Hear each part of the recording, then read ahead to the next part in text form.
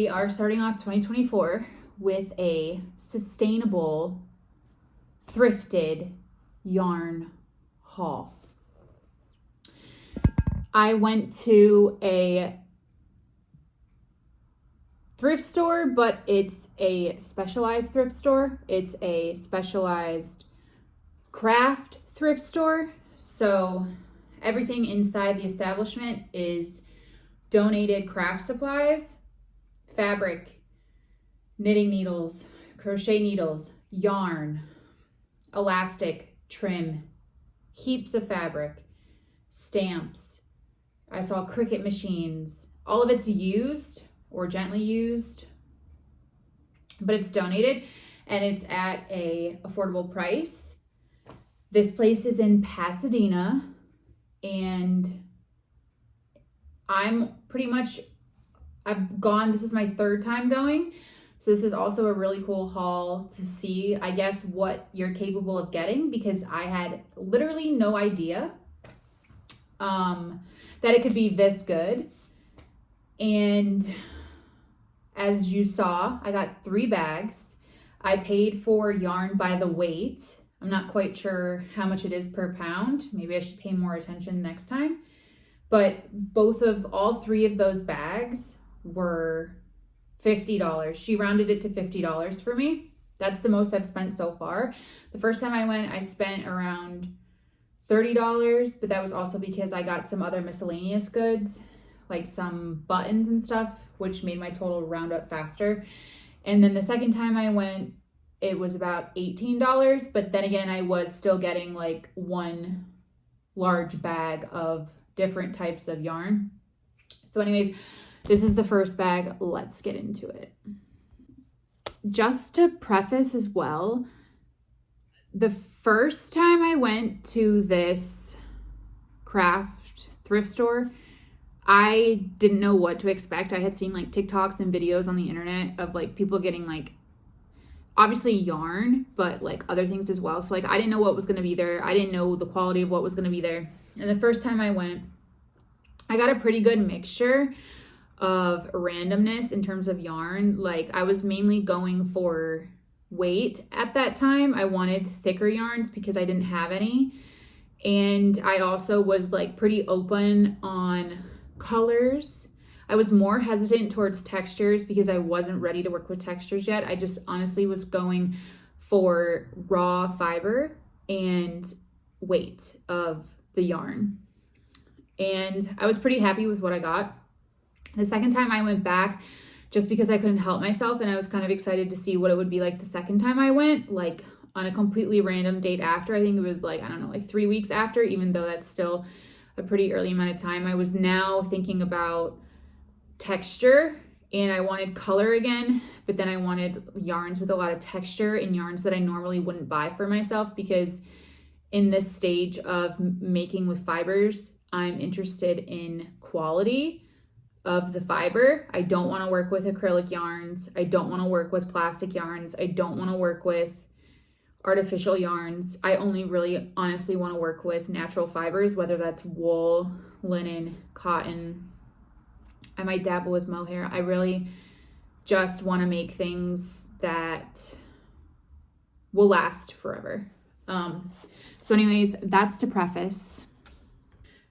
As you can see, I can't fucking make this up because it's been all over social media. Well, at least my content that I've been absorbing all over social media, yarn companies, but more so like largely marketed yarn companies, not like small handmade artisan yarn companies, but like the Instagram ad yarn companies. And We Are Knitters is one company that I've always seen come up for ads for me, mainly like kits.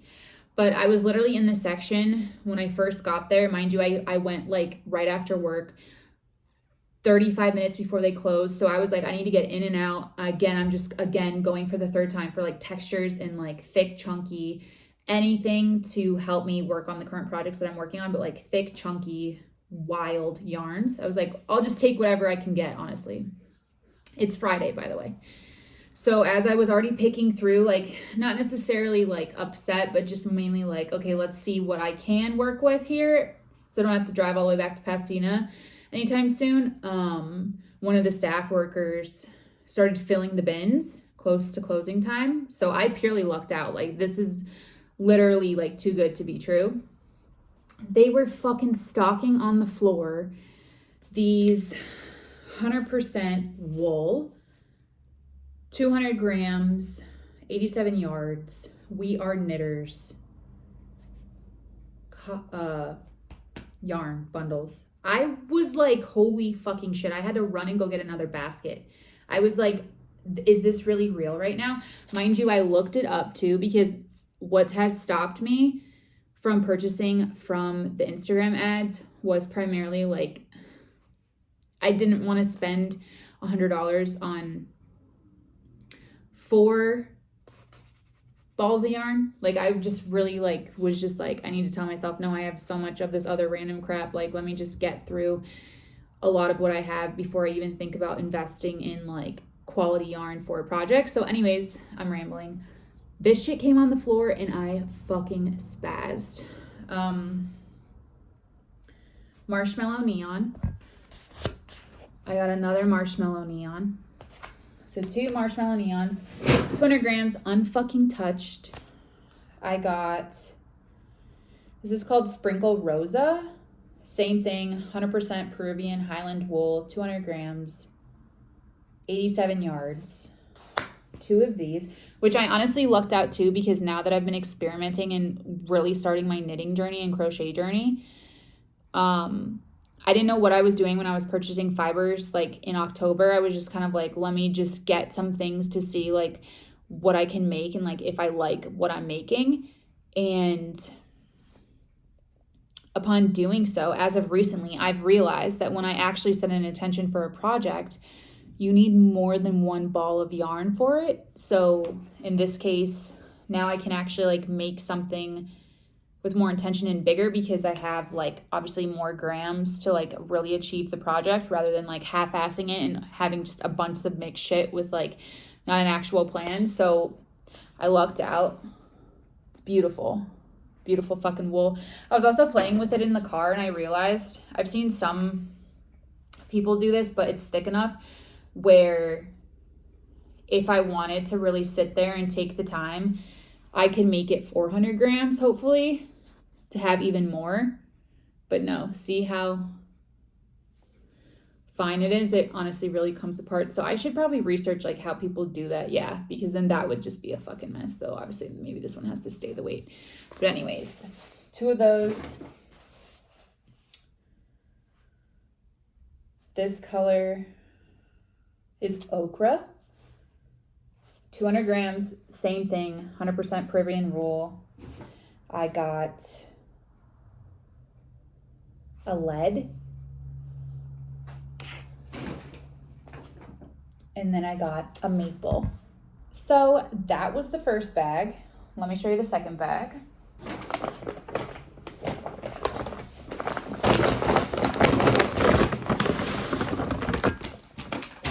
Okay, so like I was saying, I was going honestly to like restock my stash of random yarns that I have, because I'm working on like mixed weights and textures and colors. I'm working on essentially like I'm making leg warmers with recycled sustainable yarn that I have thrifted, because I like how gypsy it is. So let's get into it. This chunky, this is probably going to be a mess to work with, like a bitch, but we're going to try it. 2 of these fucking really cool sugar plum fairy looking ones with the label saying autumn with little tiny sheep. That's crazy. This is 88% wool, 12% skin velvet. It's 50 grams. Again, you're not going to be able to predict what the fuck is in the thrift store. Like that was random. There were a bunch of those too. I grabbed 2. I always like grabbing cotton, because when I have to go to Michael's and buy these when I'm working on cotton only projects, which I have in the beginning, these cost $4 and it's only like 70 to 50 grams, 100% cotton though. So you can never do wrong with too much cotton. I got some new colors, which are honestly more expensive in the store. I lucked out with how much cotton that I found. Again, too, like you'll find bundles in the bins that you don't even know what they are, which earlier in the video, I said I really only want to work with traditional natural fibers, but I know that like to get the weird textures and colors, like they're not honestly all going to be organic materials. So I have to compromise a little bit. And honestly, it's not going, like I'm using these yarns for leg warmers. They're not going to be on direct skin contact. So even though they're synthetic fibers, they're not going to irritate my skin. So I'll compromise a little bit. So these I got. And a lot of times too, you kind of just have to feel it. Wow, I didn't even know I grabbed this. So I have a 100% Peruvian Pima cotton from that same We Are Knitters brand. I don't know who donated like a shit ton of We Are Knitters. I don't know how they came. I didn't even ask the employee. I think we both were kind of like, what is going on?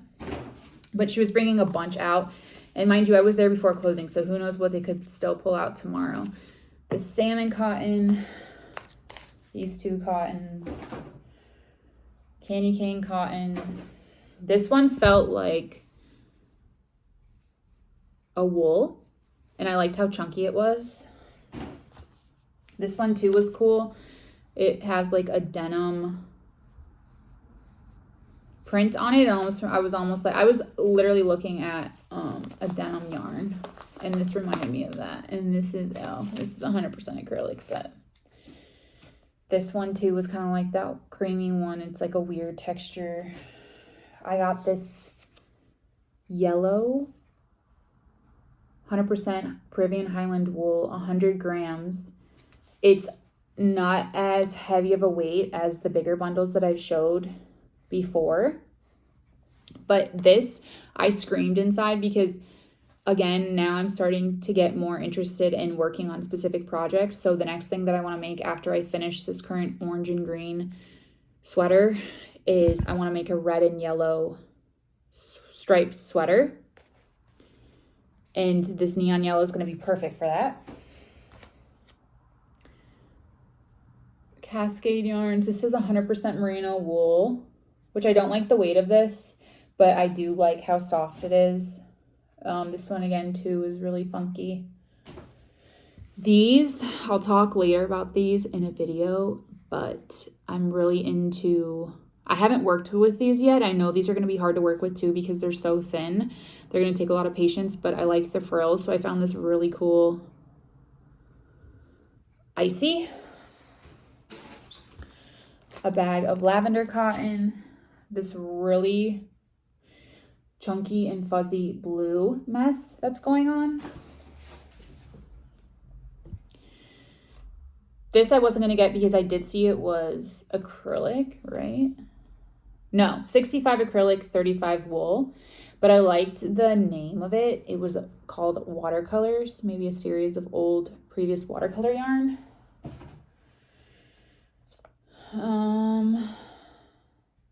This is 100% cotton, but this does not feel like cotton. This feels like a merino wool. 100% wool. It's like a purpley brown. A bag of, again, this looked like wool, but I couldn't tell you. It could be acrylic. I really don't know, but the texture of it looked like wool, and I'm working on next that yellow and red sweater, and then I liked how chunky this green was, but I could tell this too isn't real fiber.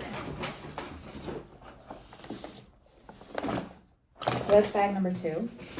Wow, this was a think chunky 85% 15% mohair. 85% wool, 15% mohair. I liked how chunky it was. I was like, perfect. There really, when I first got there really wasn't much in the bins in terms of like, I felt like woohoo, rock on leaving until literally that worker came out and blessed me. Blessed. Also, I just want to say I'm well aware of how much overconsumption this might look like, but trust me when I say, like, it was just like right moment, right time. I did leave a lot of these behind. Crazy, right? With how many that I got, I did leave a lot behind.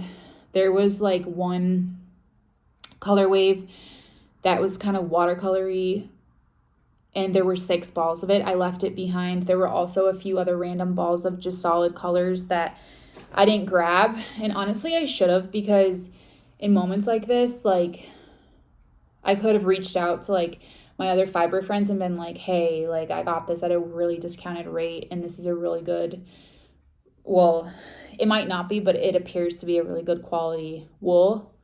Like, I could have picked them up for my friends, because it's such a rare chance that you find this in a thrift store, something that's marketed right now as like fetch. But yeah, just to disclaimer, it might appear that I did overindulge, but I still, while I was overstimulated and like so ecstatic that I was just there at the right moment, right time, I did leave a lot behind for somebody else to find, because I was also like, let me bless somebody else. Like, if I'm being blessed, I'm not going to be selfish and buy all of it. That would just be crazy, even though I probably could, because at the end of the day, it was donated and I'm supporting the local small craft thrift store that is like family owned. So just to say that. Okay. And then my third bag, I have forest green, another sprinkle rosa for a larger project. I have another, I think I've showed this yet. This is a Wakwoo Marsh. Wait, is this marshmallow? No, I have. It's marshmallow neon.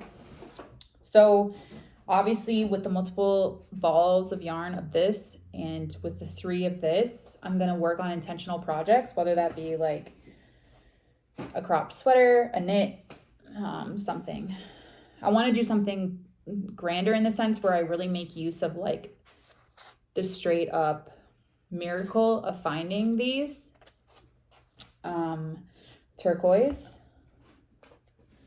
In total, I got 2 or 3 of these neon yellow Peruvian Highland wool, 3 total balls, which is absolutely ideal for the yellow and red striped sweater that I want to make. I also just don't only want to use wool, I don't think, because I want to be able to transition it into fall, spring, winter. So I don't really know the plan for that yet, but the neon, it was just like more than I could have ever imagined. Then I got a pearl, which there was another one of these pearls. I remember I left it behind because I was like, this is a marshmallow, but a smaller weight. So cute. A larger marshmallow, which I've literally lost track of what the multiples are. And then the last is an olive. So we're kicking off 2024 with a straight up insane thrifted yarn haul. Like, you've literally got to be kidding me. This has never happened to me before. And like I said, like, I was there 35 minutes before closing, right after work. I went in with no expectations, just to like grab a bunch of randomness to like keep being inspired on these leg warmers that I'm making.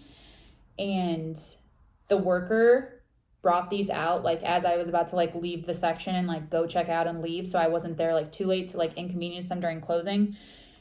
I just literally couldn't believe that this was happening to me. And again, all 3 of these bags were $50. When I looked this up online, this ball alone was $20 before tax, shipping. So I figured that if I would have bought these retail, I probably would have spent over $300 in comparison to the $50 that I spent on all 3 bags. So that's the tea. I also wanted to talk a little bit about once I buy these recycled fibers, I am a little skeptical of like, I have no idea who donated it. I have no idea the conditions that it was priorly existing in. I don't know if anything's fucking living in it. I don't know if there's fucking lice in it. Like, I literally don't know. So what you can do is put it in your dryer and run it for a cycle to use the heat to kill it. And then I also had seen somewhere online that another fiber artist had recommended that they put it in Ziploc bags and store it in their freezer for like 3 days to like kill it with the cold. So you don't obviously have to wash it and like destroy the current state of it being in before you make it into a project. And what I've been doing recently, like the past 2 times that I've gone to collect and thrift my different bundles of sustainably sourced yarn, so cool to say, is I have been putting it in the freezer rather than putting it in my dryer, because I don't think that if it doesn't have moisture to it, my dryer won't recognize it as like a literal item in there. So like, I don't know if my current dryer is able to do that, which I probably am going to have to try with the wool, because I don't have enough Ziploc bags or patience to put all those. Can you imagine like 15 of these like just taking up space in the freezer for 3 days? Maybe I'll do it in sections, I don't know. So I also just wanted to add that in there for people who are like, ew, that's gross. You're then working in your house with like fibers and yarns that are in the thrift store. Like, that's disgusting. Like, I always wash my stuff. Yeah, me too, sis. But when you actually find fiber, not a shirt or a t-shirt or whatever else that people normally thrift, you can't just wash it. You have to like figure out a different solution so you don't destroy what it is that you actually bought. Yeah, I'll update you if I ever get attacked with bed bugs with any of this stuff. Like, pray for me, sis. But I just couldn't be, I have no words. Like, I was blessed. To end off this video, I thought it would be fun to also show, it's January 2024. So I'm not going to talk about any of the other things that I made at the end of 2023 when I first learned how to crochet and knit. I'll just talk about what I'm working on right now, and I'll figure out everything else later.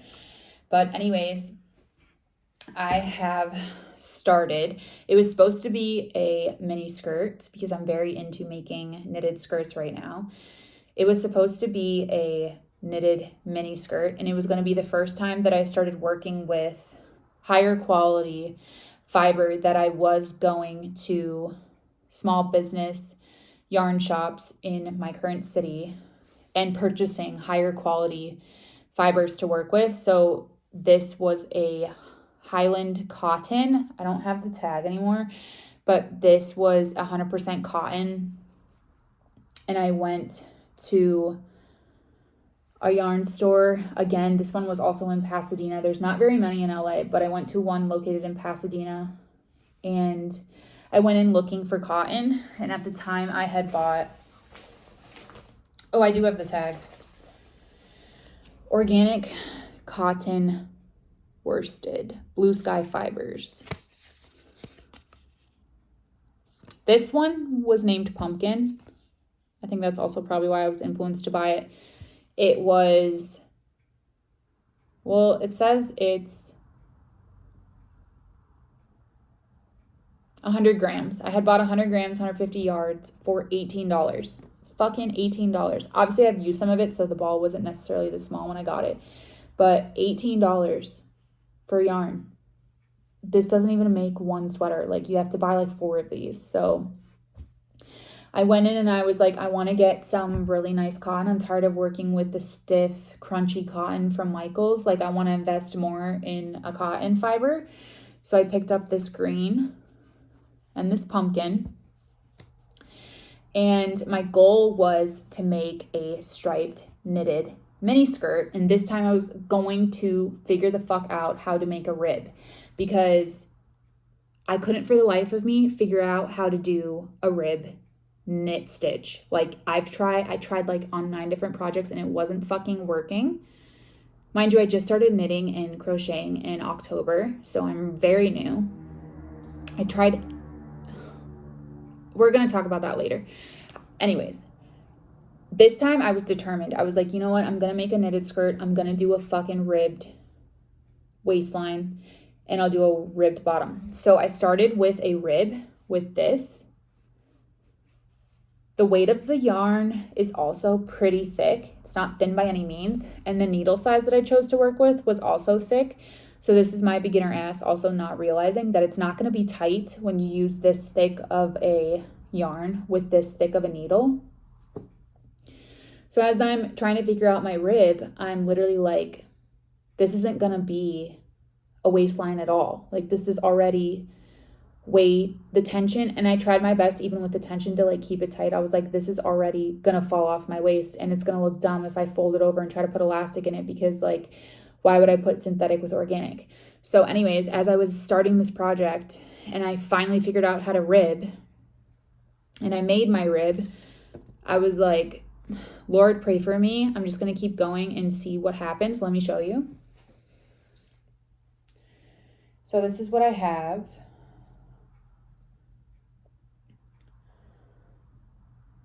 So far. So also, as you can see, I mixed more yarn into these two because I quickly realized that I wasn't going to have enough to make anything. I needed to buy probably 2 to 3 each of these colors. So again, this is my learning curve. I talked about it earlier in the video, the blessing of having multiple balls of one color.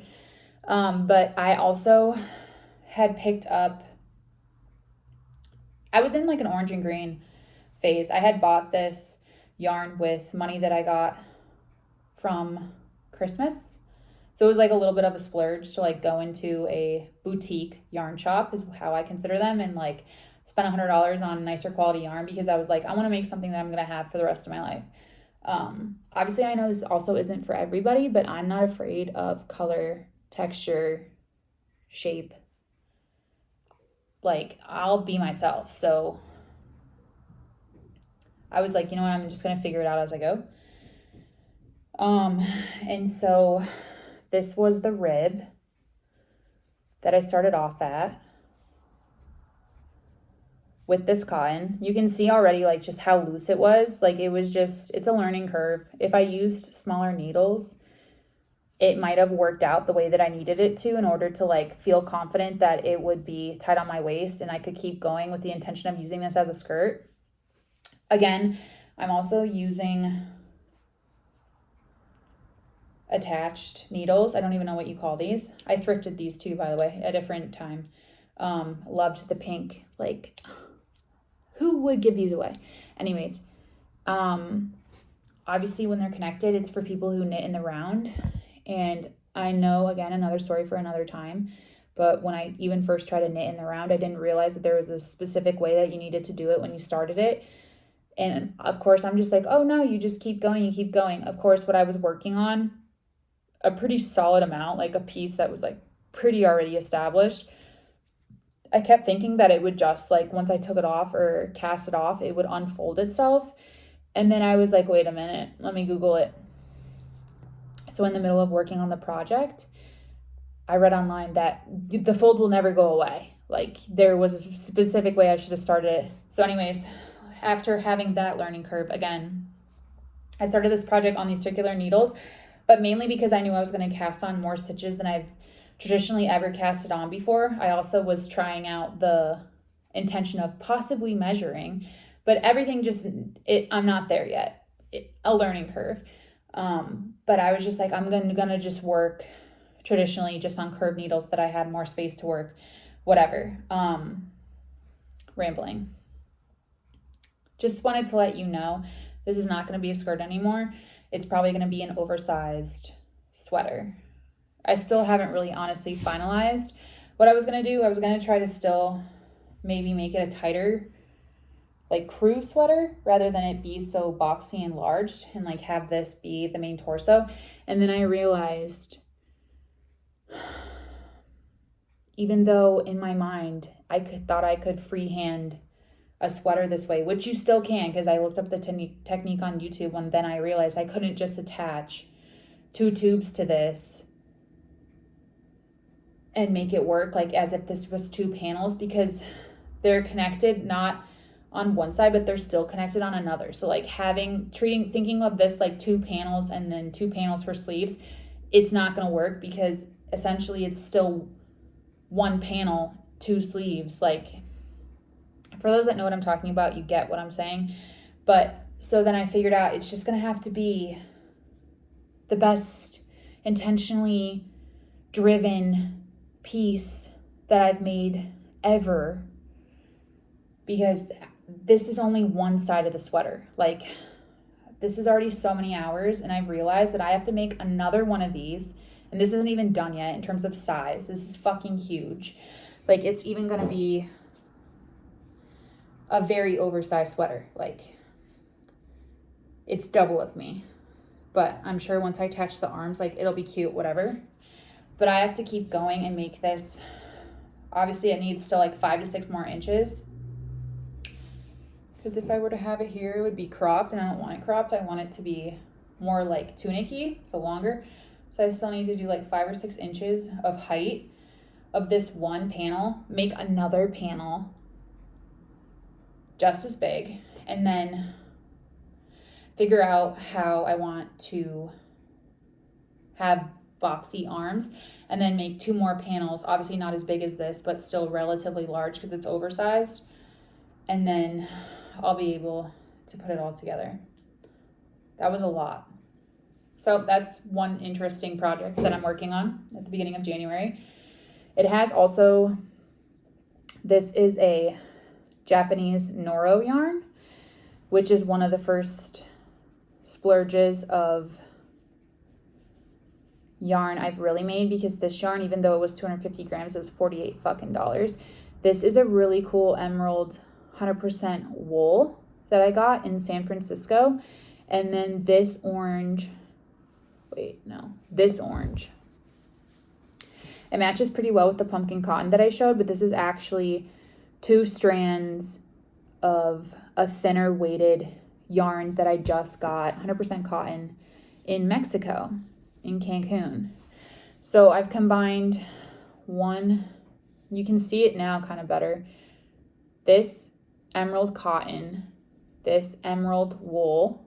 I mean, the colors are so pretty much, if you look closely, you would be able to see the difference in colors. So you would know it's 2 different yarns, and the softness is a little bit different. But anyways, emerald cotton and emerald wool, a pumpkin cotton, a Japanese, it was more of a wool blend Noro, little bits of scrap that I had left. I don't even have any more of this, so I would have to probably rebuy a skein to even add elements to the arm and the back panel, which I'm going to have to do. And then the orange Noro, and then the Mexican cotton. So that's 1, 2, 3. 1, 2, 3, 4, 5, 6, and then there's one more Mexican green that I'm going to use. So 7. There's going to be 7 different types of yarn in this one sweater. That's the first project. Are you still even there? Are you still following? Okay, so then the other major thing that I'm working on this week of January, we're in the middle of January, so this orange sweater will probably go into February until I finish it, and then start the yellow and red one. What I've also been working on, like I talked about earlier in the video, it'll probably make it all come full circle, is I'm working on leg warmers, and I want them to be as gypsy as possible, which is why I was trying to source very much so on brand, in my mind, to the gypsy aesthetic, the sustainable thrifted yarn that came in all different colors, shapes, and texture. So it was actually cool because the second haul of yarn that I got when I went to that thrift store, I was like, you know what, let me keep this separate from my other first bundle of thrifted yarn in terms of like color working. So I only wanted to work with the 2 Ziploc bags that I had purchased, which I can show you. One bag of that thrifted yarn looked like this from my second trip, and then one bag looked like this. So I was like, let me not combine them with all my other yarn. Let me just work with these 2 bags and make a pair of leggings. So that's what I've been working on. I have one legging done, and these are flared, so they'll fit your calf, and then they flare out to cover your boot. Like, I want to style these like with a chunky Doc Marten, where they fold over the boot. They don't just sit on your leg. I think that style is really cute. These aren't finished yet. I still need to do 2 different drawstrings so they can tighten even more to your leg to create more shape. But this is where I was trying rib too, and it just did not work. And I didn't have a pattern or anything. I was just working freehand. I just assumed how many stitches I needed. And honestly, I was rather lucky because I have thick calves. So like, I was like, I don't even know if this is really going to fit. These, I think I casted on 40 stitches, and I just assumed they would fit me. They're just right. And I'm bigger bodied. So that's why the drawstring will be important, so that anybody can adjust them to their size. And this was really cool because my vision came to life with the texture, and I found this yarn at the recycled thrift store that I showed all this haul at too. So this was really inspiring. It was hard to work with, but like, this is exactly the vibe. I'm not going to do completely matching leg warmer sets. This is the start of the second to be in the pair. I want them to definitely play off of each other, so I don't want them to be too different where people are like not drawn to them at all. But essentially you can see what I'm saying. Like, the color theory is there, but maybe the design is a little different, so that they'll still look good together on right or left feet, but they'll definitely have some funkiness to them. So this is one, and then this is the start of another. And obviously I'll show, maybe I'll do another video of like what I made in January. But those are the 2 major things that I'm working on right now. And that's it, babes. I can show you too. I got these drawstring bags from Daiso. Hello Kitty, of course, for like $1.25. And I've been keeping my yarn in them. This is the orange Noro that I was talking about. I'm using it in my sweater as accent, but this is thin. It's more of a cotton, and this ball, it was like 250 grams, was $48. Christmas present. And then this is the Mexico cotton that I got in Cancun this week. So as I was saying, I use 2 balls at a time when I'm knitting with this to create the weight for the sweater to match the other weights, or it would be a little much. Again, learning curve. Working with 2 balls of one yarn at the same time to create different weight tendencies is crazy. You know, I learned something. Okay.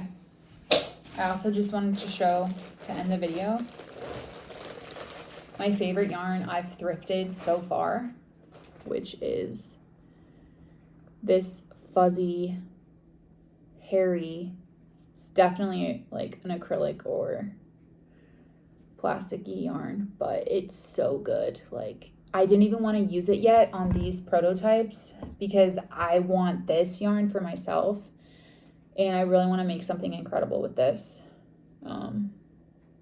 So it came like this, so I don't know what it's called, what it's made out of, nothing.